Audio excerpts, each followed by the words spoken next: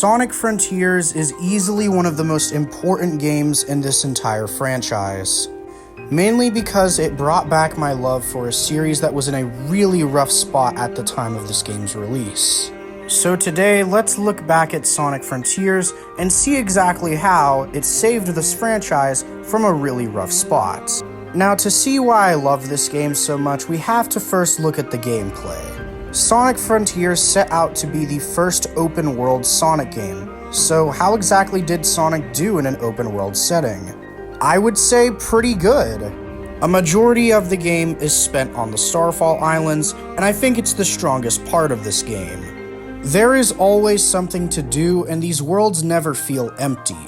When you aren't following the main quest line, there are a lot of fun enemies to fight around the map that give you experience. There's also a lot of cool platforming challenges, but the main thing you'll be doing is collecting memory tokens. These can be used to see more of the story, and also have fun character interactions with some of the other characters in this game.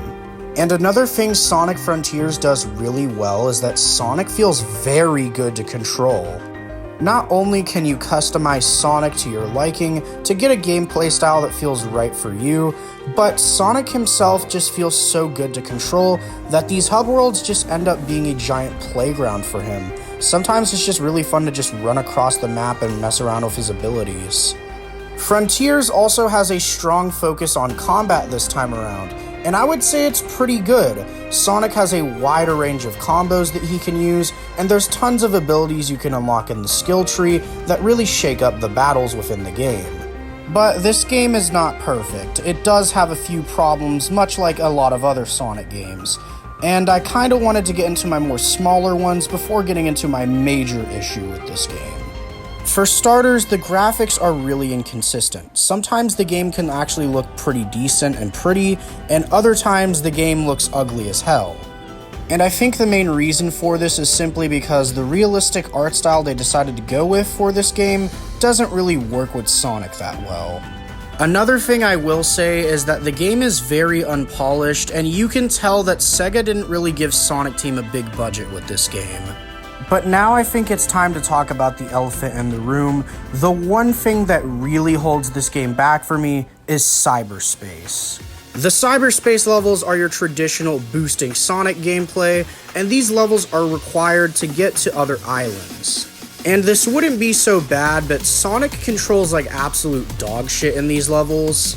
And the main reason I say that is just because he feels so restrictive compared to the open world. You can barely turn with him, and he just feels super clunky to use, and it's just not a fun experience at all.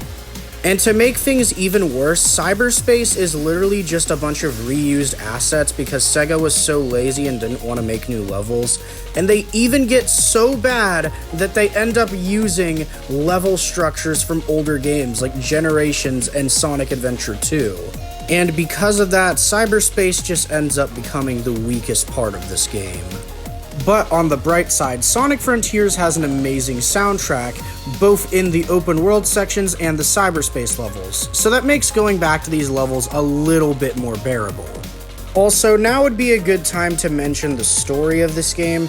I really like the story of Sonic Frontiers. Bringing on Ian Flynn as the writer of the games was the best decision Sega has made in ages. And I think for the most part, Sonic Frontiers tells a compelling story with these characters, but I will admit some of the Family Guy cutaway references to older games is a little strange and kind of jarring when playing the game.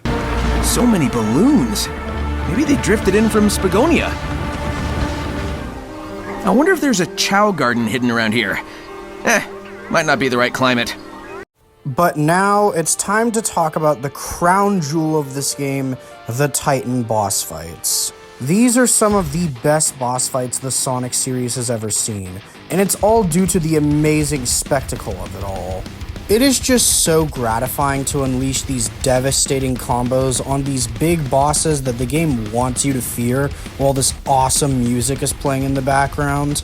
Even people I know who aren't Sonic fans have admitted that the Titan boss fights are fucking cool. And I really think the budget went to these boss fights because it's easily the best part about this game. But I think now's the time to wrap up my thoughts on this game. Overall, Sonic Frontiers is one of my favorite games in the series. It not only brought back my personal enjoyment of the series after being burned by games like Sonic Forces way too many times, but also it breathed new life into this franchise and made new Sonic fans, and it got people talking about Sonic in a positive way again. And even though the movies are really good, I don't think the Sonic franchise would be in the position it is in currently without this game. Even though this game has its problems, I'm still grateful that this game came out, and I'm happy that it exists. But that's all I really have to say, and I'll see you in whatever my next project ends up being.